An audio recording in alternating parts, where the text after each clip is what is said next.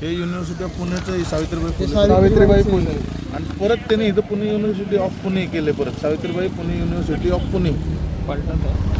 आणि ही जी आहे ही मार्कशीट आहे, सेमिस्टर मार्कशीट. नाव पण हे प्रॉपर एकदम.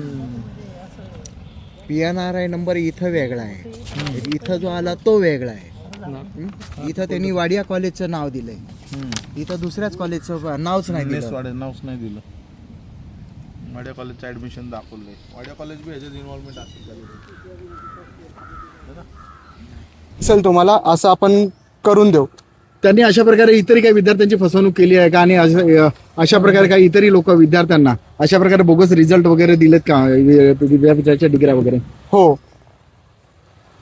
नाव सांग तुझं परत. साहिल महेश कदम. कोण आहे, तुमची त्याची भेट कशी झाली होती आणि कशा प्रकारे त्यांनी तुमच्या मुलाची फसवणूक केलेली?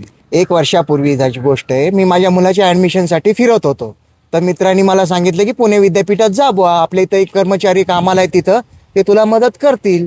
तर त्यांनी मला नंबर सांगितला. मी त्यांना भेटलो असतं तर त्यांनी मला असं सांगितलं की तुम्ही या फांद्यात काही पडू नका, तुम्हाला 3 वर्षाचं पहिल्या वर्षाची मार्कशीट, दुसऱ्या वर्षाची मार्कशीट आणि तिसऱ्या वर्षाची मार्कशीट आणि डिग्रीचं सर्टिफिकेट हे जर मी तुम्हाला एकाच वर्षात दिलं तर तुम्ही काय करताल? तर म्हणलं जर तसं होत असेल तर ठीक आहे म्हणलं. आणि पुढील वर्षीला ॲडमिशन मिळेल का? हो भले मिळेल तुम्हाला ॲडमिशन, कुठल्या पन्नास त्या ॲडमिशन मिळेल. तर मग आमचं 3 लाखामध्ये ठरलं बुवा. म्हणलं माझी काय परिस्थिती एवढी नाही आहे, म्हणलं मी एवढे पैसे देऊ शकत नाही. तर हा नाही करता 1.5 लाखामध्ये आमचा व्यवहार ठरला होता. 1.5 लाख द्यायचे होते. तर त्यांनी मला अर्धे पेमेंट आत्ता द्यायचं, तर मी काही दिवसापूर्वी त्यांना 50,000 दिले. म्हणलं एक मला थोड्या दिवसाची मोहलत द्या, मी तुम्हाला बाकीचे 20,000 20-25,000 रुपये अजून आणून देतो.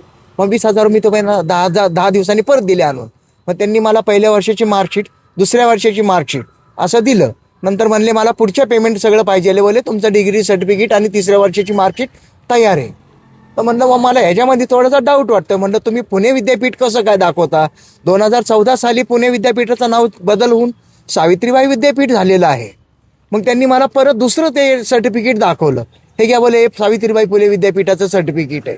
म्हणलं असं सर्टिफिकेट येत नाही, म्हणलं सावित्रीबाईचा लोगो वेगळाच आहे. मग तुम्ही हे कसं काय देता? मला जरा याच्यावरनं डाऊट आलं. म्हणलं मला काय माझं काम करायचं नाहीये, मला माझे पैसे परत देऊन टाका. तर ती व्यक्ती म्हणते बुवा एकदा आम्ही पैसे दिलेले परत देत नाही, तुम्हाला काय करायचं असेल ते तुम्ही करू शकता.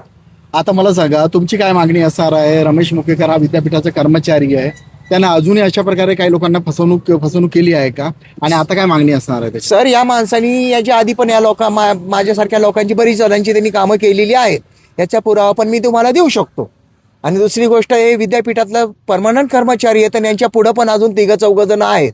या सगळ्यांवरती एक व्यवस्थित कडी कारवाई करावी आणि एखादा गुन्हा तरी नोंद करावा.